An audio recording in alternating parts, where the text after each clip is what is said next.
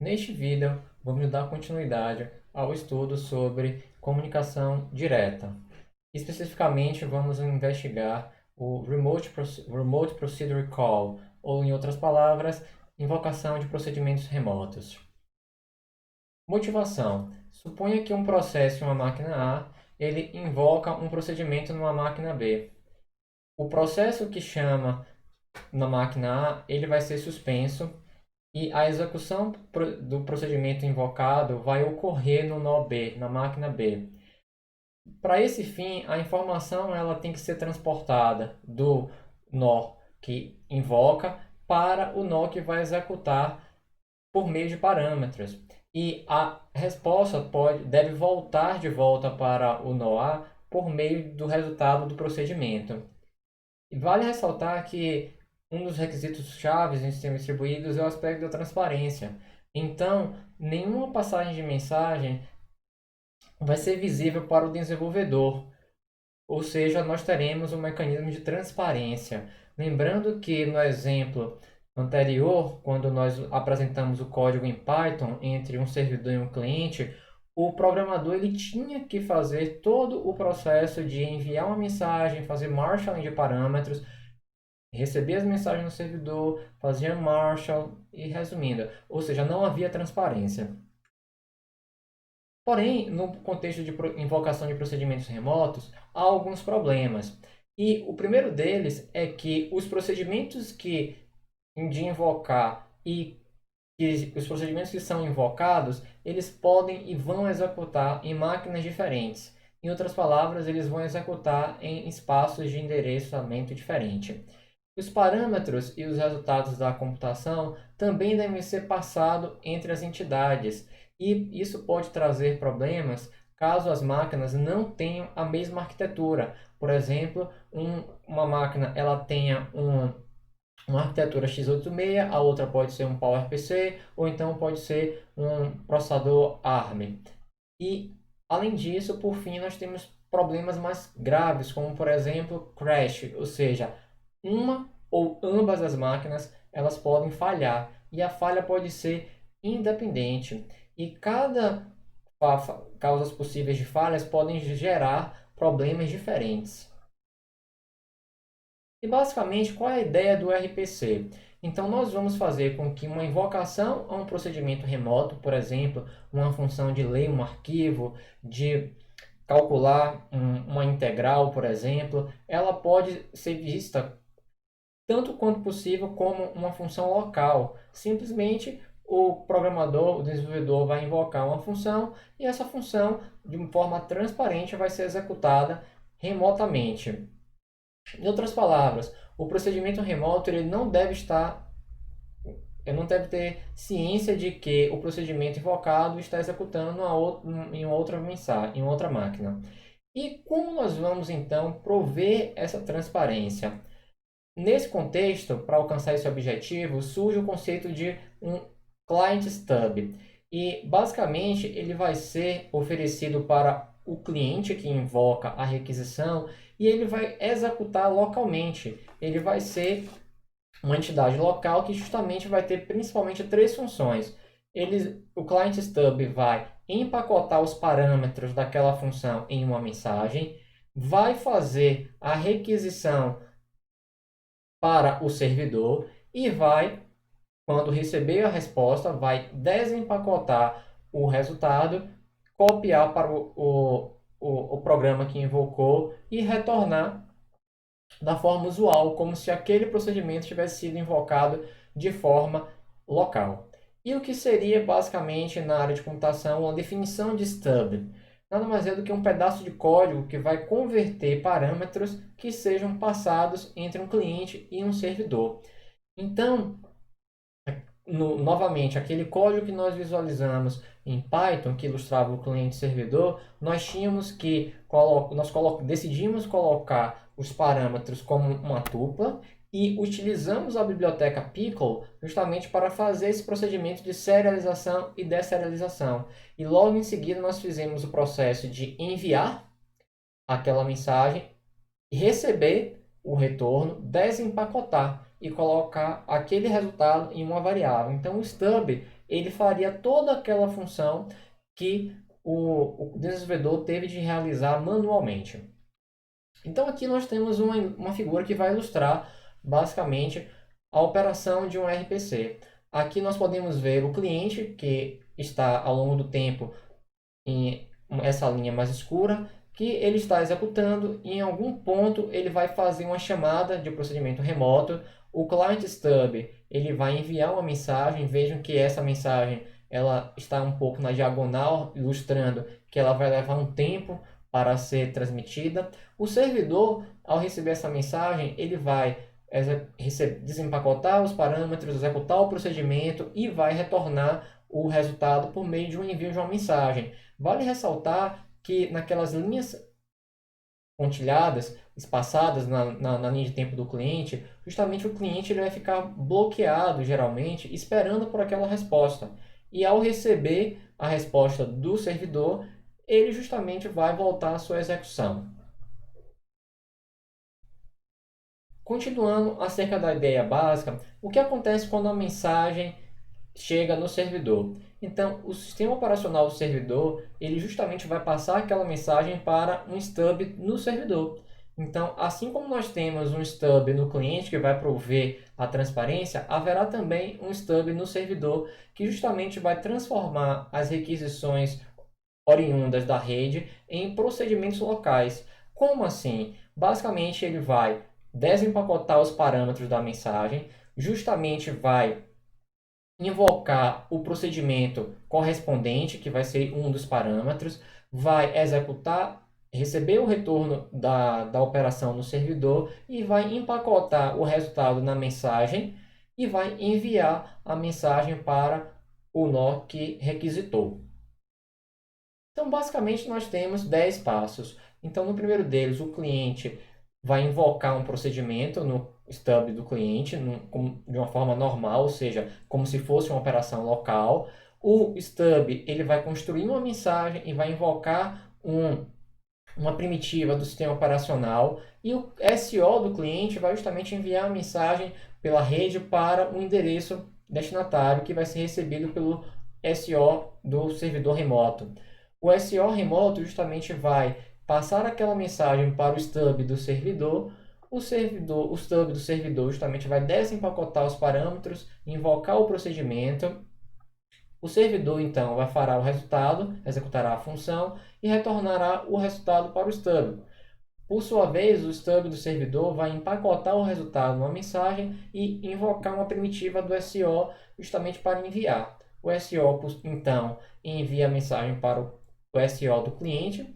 O SO do cliente vai entregar aquela mensagem para o stub do cliente, que por sua vez, no último passo, vai desempacotar o resultado e retornar para o cliente. Lembrando que todas essas funções devem ser executadas de modo a prover transparência para o desenvolvedor. Aqui nós temos um exemplo em Python que justamente vai ilustrar Justamente nós temos uma classe que vai ser uma dblist, que nada mais é do que um pequeno banco de dados de forma em lista que vai receber dados e vai anexando.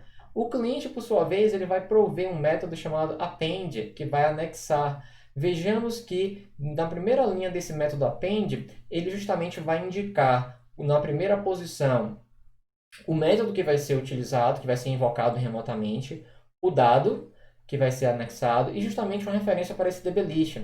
E aí, basicamente, vai ser enviado para o servidor justamente aquela mensagem. Lembrando que nesse envio justamente deve ocorrer o marshalling desses parâmetros. Na terceira linha do método, justamente o cliente fica aguardando receber a resposta daquele servidor e, por fim, retorna a resposta. E o que acontece justamente com o servidor? O servidor justamente vai ter um método append, que justamente vai invocar o método append da classe dblist, e tem um método run, que justamente ele vai ficar no loop infinito, cuja primeira linha vai receber uma requisição, e aí uma vez recebida vai ocorrer o processo de desempacotamento justamente dos parâmetros. O primeiro deles é o IP, o segundo é a mensagem como um todo. E a partir daí nós começamos a desempacotar. Se a operação for append, ele vai executar o resultado e a operação vai enviar o resultado para o cliente. E como acontece para passar parâmetros? Basicamente, o stub do cliente ele vai obter os seus parâmetros, empacotar em uma mensagem e a enviar para o stub do servidor. Esse procedimento de empacotar parâmetros é chamado de parameter marshalling, que justamente é o empacotamento desses parâmetros. Porém, nós precisamos garantir que os parâmetros eles são enviados pela rede e incorretamente interpretados pelo servidor. Na verdade, o servidor ele estará esperando ver um conjunto, uma sequência de bytes que vai constituir a mensagem original. Porém, se nós tivermos arquiteturas diferentes, nós podemos ter vários problemas que precisam ser tratados em baixo nível. Como, por exemplo, nós temos duas formas de representar um número em 32 bits. Nós temos, por exemplo, o Big Endian e o Little Endian, que justamente os parâmetros, os bits, eles vão ser empacotados, enviados em posições distintas. No lado esquerdo, no Little Endian, nós podemos ver que os bits significativos, menos significativos, eles vão estar no topo, digamos assim. Enquanto no Big Endian, os bits menos significativos, eles estarão na base da pilha. Então, o que acontece com questões como essas? Então, a solução é justamente transformar os dados a serem enviados em um formato que é independente da máquina. Então, como nós conseguimos prover isso? Por meio de rotinas que sejam dependentes da máquina. Exemplo, se eu estiver numa arquitetura x86, ele vai ter uma implementação que vai ser diferente de uma arquitetura ARM. Daí que vem a necessidade de middlewares, ou até mesmo de uma máquina virtual Java, que justamente vai se preocupar com esses detalhes. Além disso, nós devemos garantir que o cliente e os servidores vão esperar o mesmo tipo de dados para ser transmitidos. Então, isso pode ser implementado por meio a nível de linguagem de programação. No caso, nós podemos nos perguntar como nós podemos atender esses requisitos. A linguagem Python oferece um módulo chamado Pickle, enquanto a linguagem Java, máquina virtual Java, fornece uma interface chamada Serializable, que justamente ao implementar essa interface, aquele objeto ele passa a ser automaticamente serializável pela máquina virtual.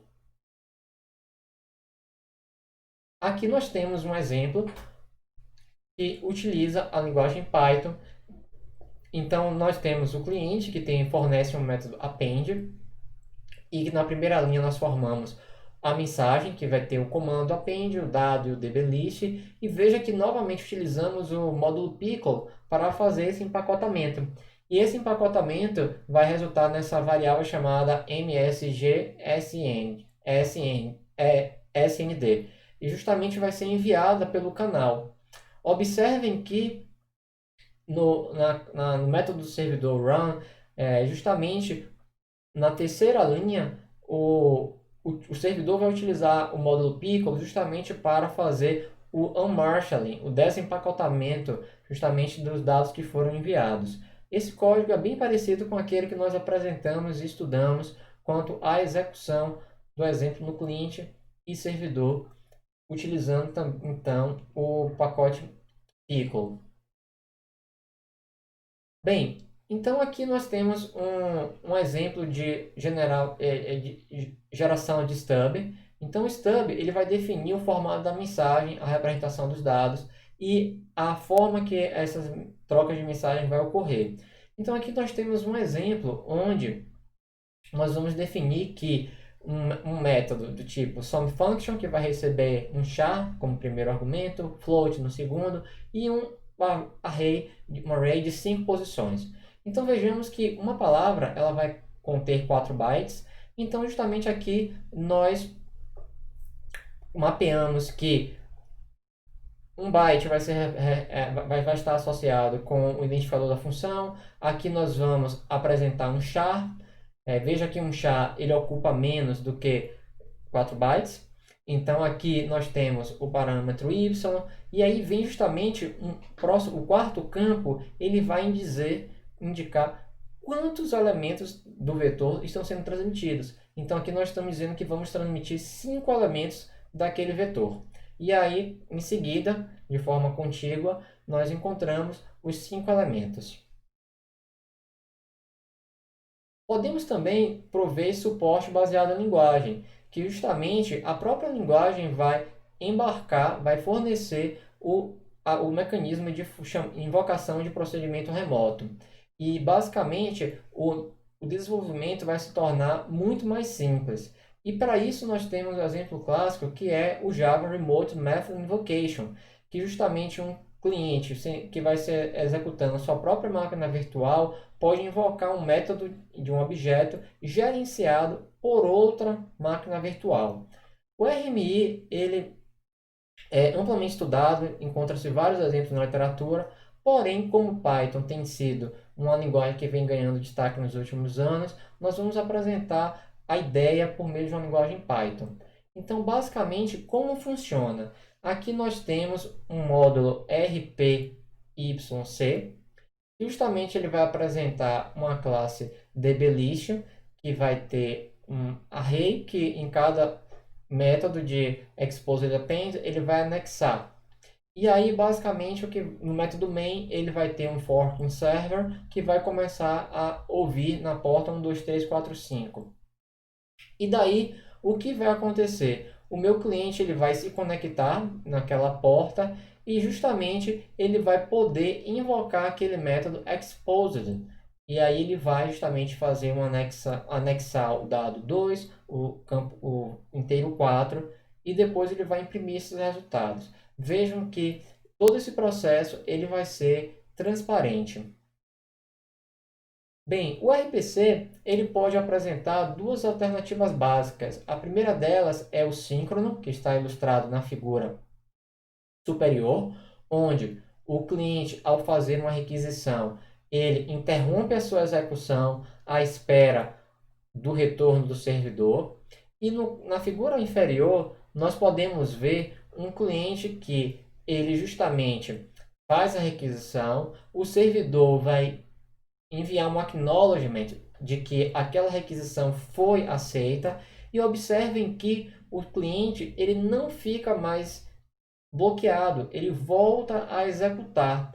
Em paralelo, o servidor continua a sua execução quanto àquela função solicitada, procedimento solicitado. E quando o servidor finalizar o processamento, ele vai enviar a resposta para o cliente. O cliente ele interrompe a sua execução de uma certa forma para receber e tratar aquela resposta do servidor. E só então ele volta a executar. Vejam que essa estratégia de comunicação permite que o cliente não fique bloqueado aguardando uma resposta do servidor.